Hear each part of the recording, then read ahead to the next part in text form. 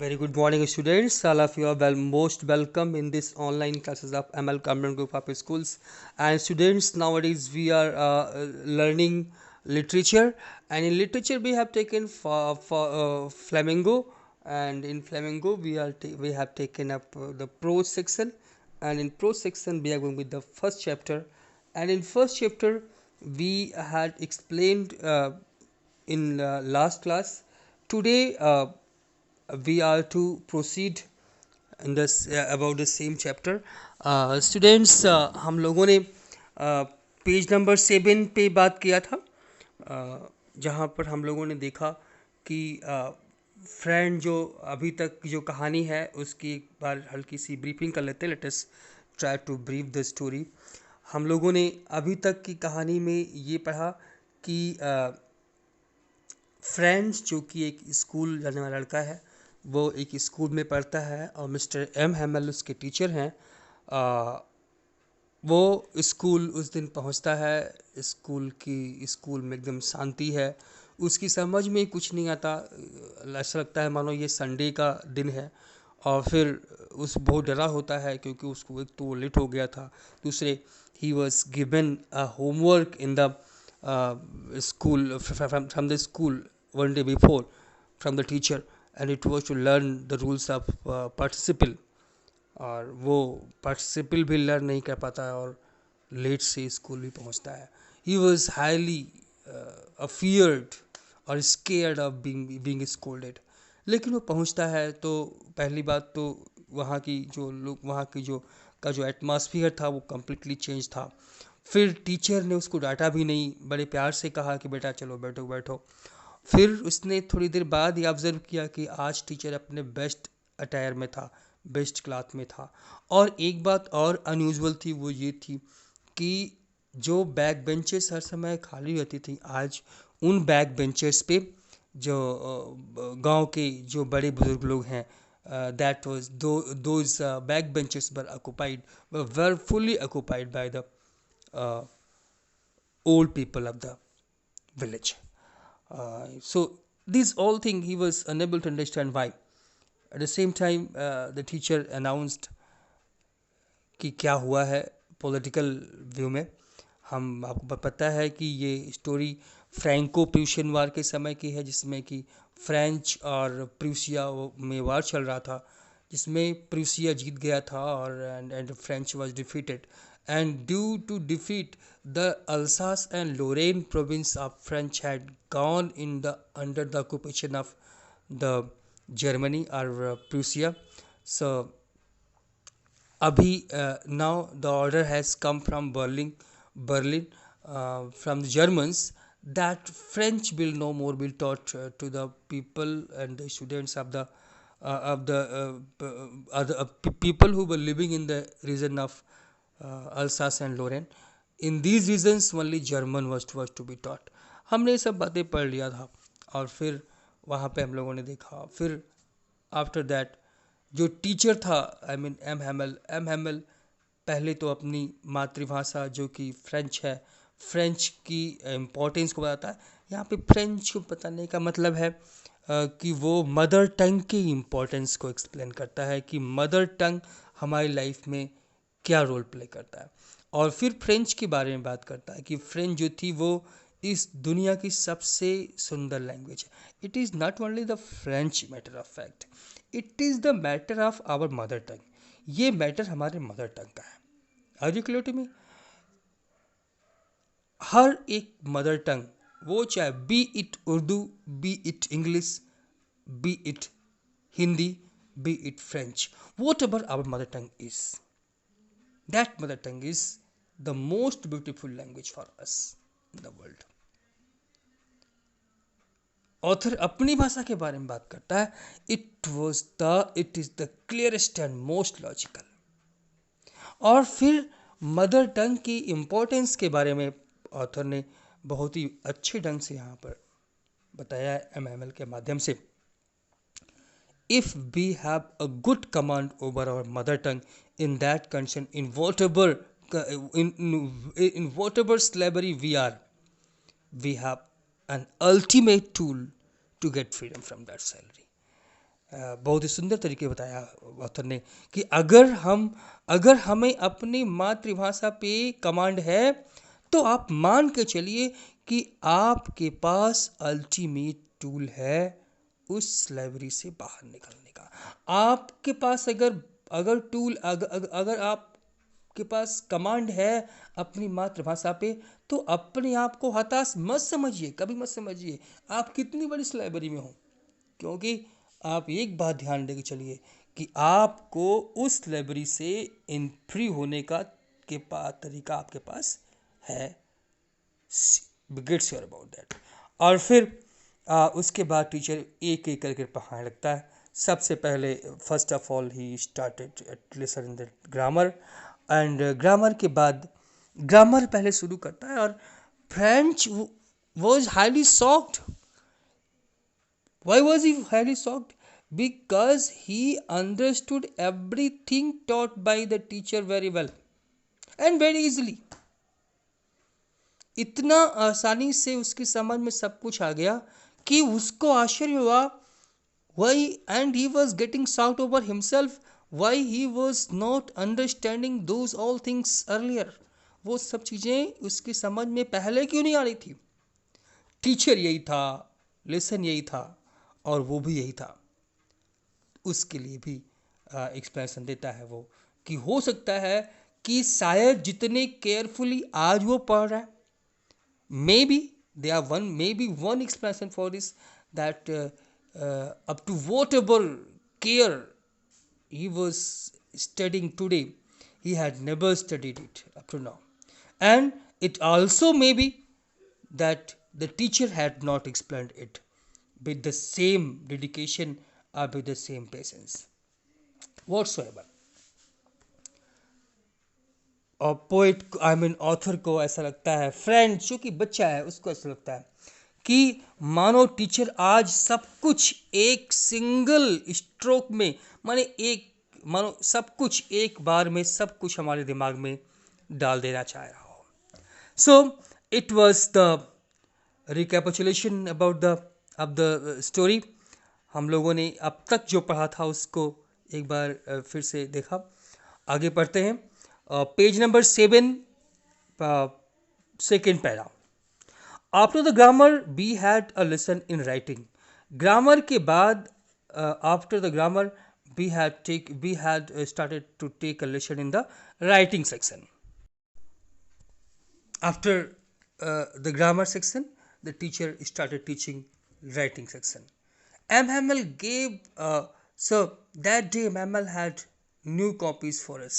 उस दिन टीचर ने हम सारी बच्चों के लिए नई कॉपीज अरेंज किया था, new notebooks, okay. And that in those copies, written in a beautiful round hand, France Alsace, बहुत ही ब्यूटीफुल हैंड राइटिंग में, और जो है टीचर ने फ्रांस अल्सास ये लिखा हुआ था। They looked like little flags floating everywhere in the school room. ये जो कॉपीज थी, these all copies were looking just like a flag की तरह थी। इस पे फ्रांस अल्सास लिखा हुआ था। Friends felt that there was an air of patriotism, yes, in the class.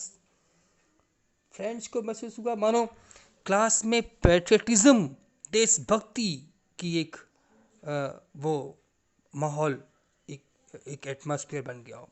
The notebooks were like flags of France that were floating all around. वो जो नोटबुक्स थी वो फ्रांस के फ्लैग के रूप में थी, जो कि यहाँ वहाँ पूरे रूम में, पूरे कमरे में फैले हुई थी, okay. The look like little flags floating everywhere in the school room, hung from the rod at the top of our desks, yes the inter class was busy and you ought to have seen how everyone set to work. आपको देखना चाहिए था हर एक व्यक्ति वहाँ पे अपने काम में कितना व्यस्त था। Everyone was busy in writing the task that was given by the teacher. The only sound was the sketching of pens over the paper. वहाँ केवल एक आवाज आ रही थी, and that was scratching up the pens over the paper. Otherwise, each and everybody in the classroom was set in his work. Yes, no other work. There was pin drop silence. Only sound that could be heard was that of the pen writing on the paper. Nothing more than that. Once some beetles flew in. Beetle, you may know, जैसे beetle, large sized insect होता है वो. So once some beetles flew in, but nobody paid any attention to them. Not even the littlest ones, who walked right on tracing their fish hooks as if that was French too. Yes, once any large-sized insect flew into the class, but no one was panicked as everyone was busy writing. The writer considers the okay, even the little, even the जो सबसे छोटे बच्चे थे, who walked right on the tracing their fish hooks, जो कि अभी अपने fish hooks पे जो है ट्रेस करने का प्रयास कर रहे छोटे बच्चे थे, वो भी उसकी ओर ध्यान नहीं दिया. इवन उन लोगों ने भी ध्यान नहीं दिया. As if that was French too. ऐसा लग रहा था कि मानो वो भी फ्रेंच है. On the roof the pigeons cooed very low and I thought to myself, will they make them sing in German. Even the pigeons, this is the very beautiful point that needs to be explained very properly. So try to pay attention to it. Okay, even the pigeons were busy. Here a writer considers the pigeon sitting on the roof of the class to be student as well. वहाँ पे compare करता है कि जो छत पे pigeons बैठे हैं वो भी स्टूडेंट्स हैं, और कहता है कि मानो इवन जो पिजन्स हैं वो भी they are also busy sketching the roof, अपने क्लॉज से, अपने जो पंजे हैं उससे. And it seem that they were also busy writing the task of French language. मानो वो भी फ्रेंच लैंग्वेज लिखने का प्रयास कर रहे हैं. और meanwhile the sound of the pigeons could be heard in the class. उसी समय कूइंग की आवाज सुनाई पड़ती. कू क्या है? कू वो आवाज है जो कि पिजन्स निकालते हैं जब वो बोलते हैं. तो the coo sound of the pigeons could be heard in the class, and French wondered that would the Prussians force the pigeons also to change their language and to coo in German. That is the main point. All the rules, all the proclamations, all the bylaws are set and designed for the human beings only. सब कुछ केवल इंसानों के लिए है. There is no rule for the river, there is no rule for the wind, there is no rule for the animals. No, all the rules are made for the men only. Am I right? बहुत ही बढ़िया point race किया यहाँ पे. क्या ये German इन कबूतरों को German language में कू करने का आदेश कर सकते हैं? Can they make them to coo in the German? No, they can't. Because all these rules, all these proclamations, all these orders, they all are for only human beings. सब कुछ केवल इंसानों के लिए. The writer wants to say that language comes naturally. जो writer यहाँ पे क्या चाहता है, जैसे पिजन्स की अपनी लैंग्वेज है वैसे हमारी जो लैंग्वेज है ना वो नेचुरल ही है, हमको नेचुरली मिलती है. हम अपनी मदर टंग को सीखते नहीं हैं, we are not taught our mother tongue, हमें अपनी मातृभाषा सिखाई नहीं जाती। वो नेचुरली हम जिस एटमॉस्फेयर में रहते हैं, जहाँ रहते हैं, उसके मुताबिक हम वही भाषा बोलने लगते हैं। तो अगर हमने उस भाषा को सीखा नहीं है, वो नेचुरली हमारे पास आई है, then how can anybody force us to change that, be it the pigeons और द फ्रेंचमैन। वो cooing is the natural way of making sound or the mode of communication for the pigeons. In the same way, French is the natural language for the French people. Nobody can change them. Yes, you can proclaim an order for not teaching French, but the French that is in our heart, that can't be changed by any external force. उसको कोई change नहीं कर सकता। जिस प्रकार से इन pigeons की कोइंग को कोई चेंज नहीं कर सकता, कोई भी किंग, कोई भी प्रोक्लेमेशन, कोई भी जो है ऑर्डर इन पिजन्स की लैंग्वेज को चेंज नहीं कर सकता। इन द सेम वे जो फ्रेंच हैं, उन फ्रेंच मेंबर्स की, फ्रेंच पीपल की जो मदर टंग है, उसको कोई चेंज नहीं कर सकता। Whenever I looked up from my writing, I saw M. Hamel sitting motionless in his chair. Yes, now whenever in between writing, French looked at M. Hamel. लिखते समय फ्रेंच जो था वो बार बार एम हैमल की तरफ देखता, who was sat still and stared at the different things in the classroom. I saw M. Hamel sitting motionless without having any motion. एक एक चीज को घूर रहे थे. He was in a chair and gazing first at one thing, then at another. Yes.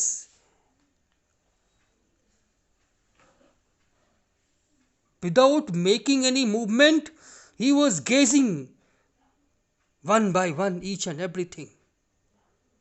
बारी बारी से हर चीज को घूर रहे थे. First at this thing, then at that thing. As if he wanted to fix in his mind just how everything looked in that little schoolroom. ऐसा लग रहा था मानो वो सब कुछ एक एक चीज अपने दिमाग में फिक्स करना चाहते हो. He wanted to memorize the appearance of everything before leaving. हर चीज स्कैन करके कौन चीज कहाँ था, कैसे था, उसको अपने दिमाग में रखना चाहते थे. Yes, fancy. It's really fanciful. For 40 years he had been there in the same place. M. Hamel had been teaching at that same place at the same school for the last 40 years. पिछले 40 सालों से M हैमल इसी school में पढ़ा रहे थे, इसी छोटे से स्थान में. और इस स्कूल का, इस सराउंडिंग का जो कुछ भी था, सब कुछ उन्होंने अपने हाथों सेट किया था. Everything that was, whatever was there, was set by M. Hamel by his own hand. Okay, as if, all right, fancy, for 40 years he has been there in the same place with his garden outside, bahar garden, ये window, and his class in front of him, और उनके ठीक सामने जो उनकी class थी. That everything was with him, और इन सबको उन्होंने ही, just like that, सब कुछ एक ही तरह से. Only the desks and benches had been worn smooth. इन ढेर सारे ईयर्स में अगर कोई चीज़ चेंज हुआ है तो सिर्फ एक बात हुई है कि जो डेस्क थे, जो शुरू में बनाए गए होंगे तो थोड़ा सा रफ रहे होंगे, अभी इतने दिन उसकी यूज करने के कारण they have turned to be worn and smooth. The walnut trees in the garden were taller. जो वॉलनट ट्रीज थे गार्डन के, थोड़ा लंबे हो गए हैं. And the hope vine that he had planted himself twined about the window to the roof. और जो होप वाइन जो उन्होंने प्लांट किया था वो अभी ट्विन करके रूफ तक पहुंच गया होगा. How it must have broken his heart. अब सोचिए, एक इंसान जिसने अब इस स्थान को सब कुछ अपने मुताबिक सेट किया हो, एक एक प्लांट उसके अपने लगाए गए हों, आखिर एकाएक ऑल ऑफ सडन उस स्थान को किसी को छोड़ना पड़ जाए, then how will that person feel. Really that person will feel poor. Really वो बेचारे थे। अभी आपको बेचारा कहने का बताया था मैंने 3 बार इस चैप्टर में, poor man, once again the poor man. Yes, he was the poor man, because इन सब में जो सबसे बड़ा लॉस हुआ है वो इसी टीचर को हुआ है, इसी व्यक्ति को हुआ है जिसने कि सब कुछ अपने हाथ से सेट किया हो और आज सब कुछ एक झटके में उसके हाथ से निकल जा रहा हो। Okay, how it must have broken his heart to leave it all. Poor man. To hear his sister, अभी वो सुन रहे थे अपनी सिस्टर को. Franz feels that the teacher must be heartbroken to be sent away from a place where he had spent 40 years of his life.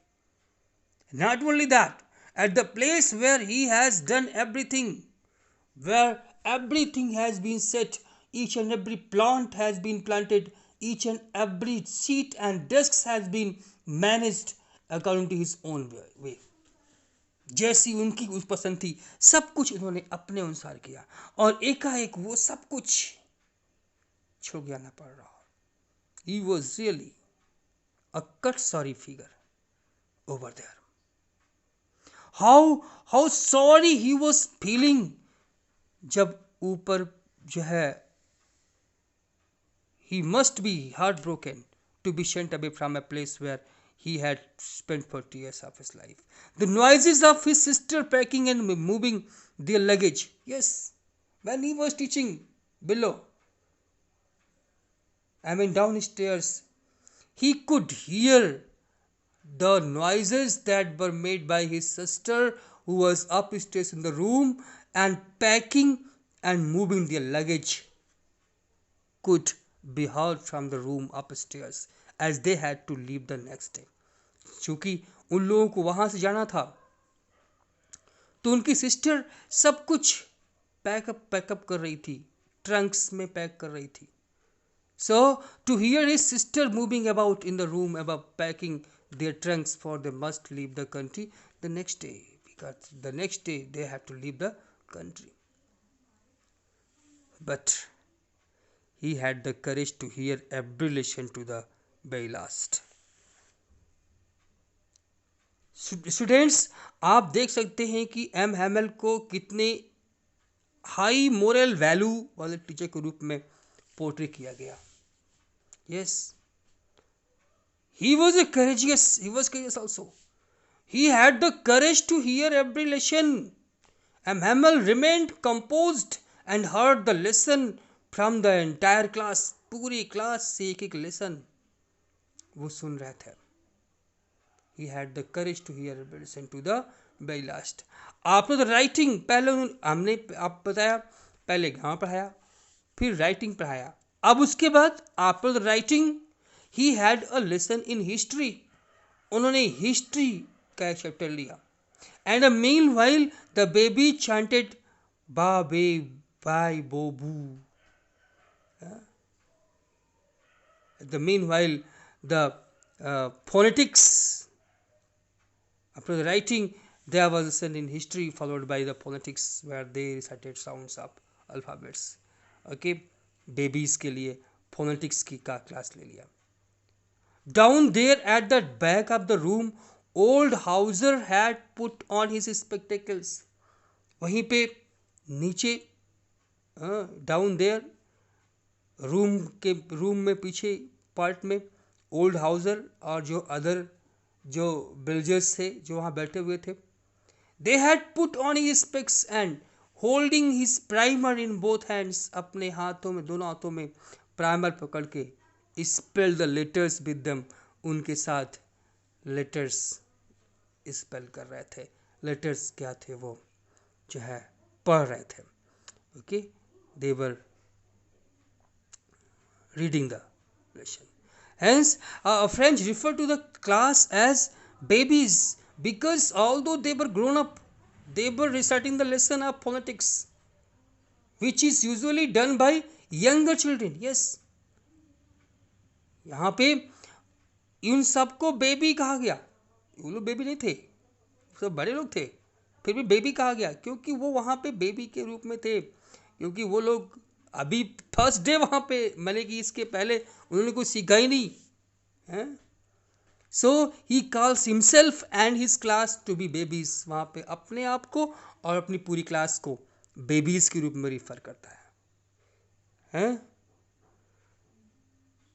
Regarding Hauser, Hauser had put on his specs and holding the primer on his both hands, recited the letters with the class.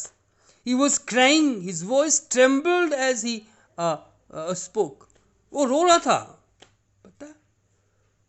He spelled letters with them.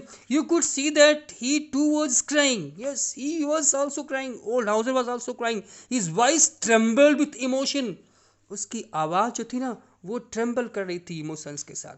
And it was so funny to hear him that we all wanted to laugh and cry. और really एक बूढ़ा इंसान जिस तरीके से रो रहा था, उसके रोने की आवाज़ को सुन के हम सबको हंसने की भी इच्छा कर रही थी और रोने की भी इच्छा कर रही थी. Why to laugh? क्योंकि उसके रोने से एक ridiculous माहौल बन रहा था. On the other hand, he wanted to cry. He wanted to cry.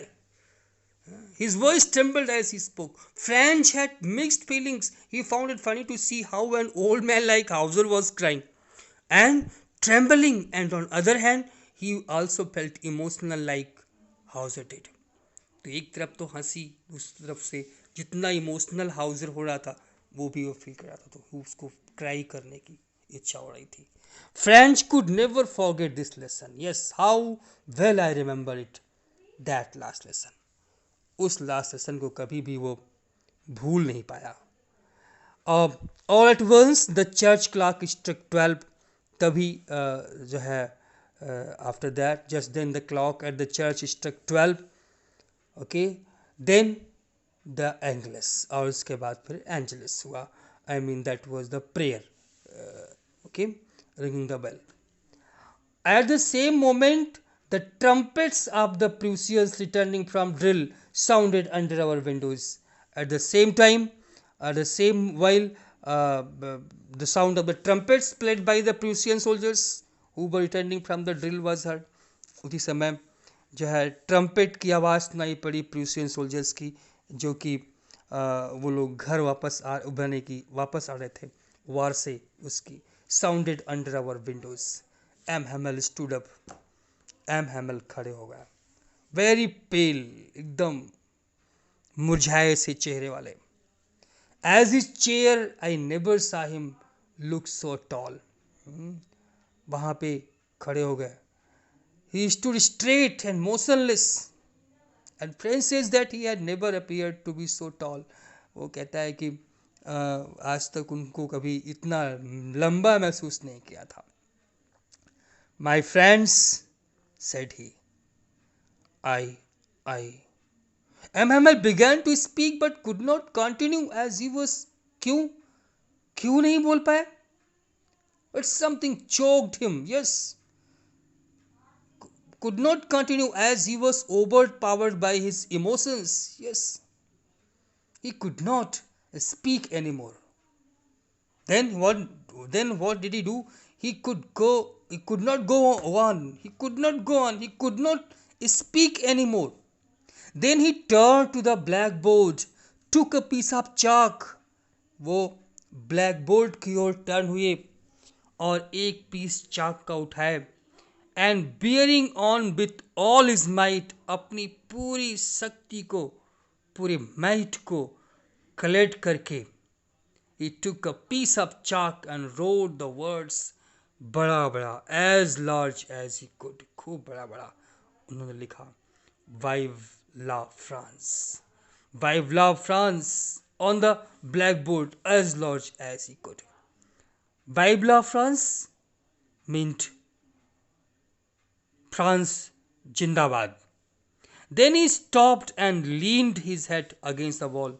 और फिर उसके बाद वो रुक गए, अपना सिर झुका लिया वॉल की तरफ. एंड विदाउट अ वर्ड, बिना कुछ बोले, he made a gesture.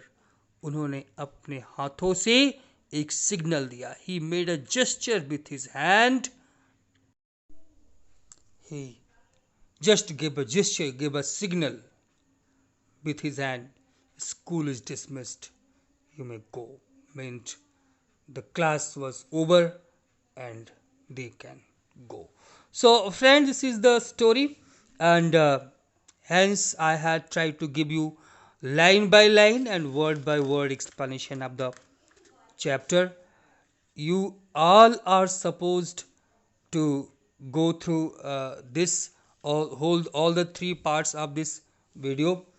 After this, you will get notes, and you are supposed to complete your whole the notes, in which you are supposed to write introduction, theme, message, title, character sketches of Mr. M. Hamel and French, then extract based questions and NCERT questions, and along with NCERT questions, few other board questions. So these all things you have to do. हम आप सबसे विदा लेते हैं. Thank you. Have a nice day. आप लोग अपना ख्याल रखिए. धन्यवाद.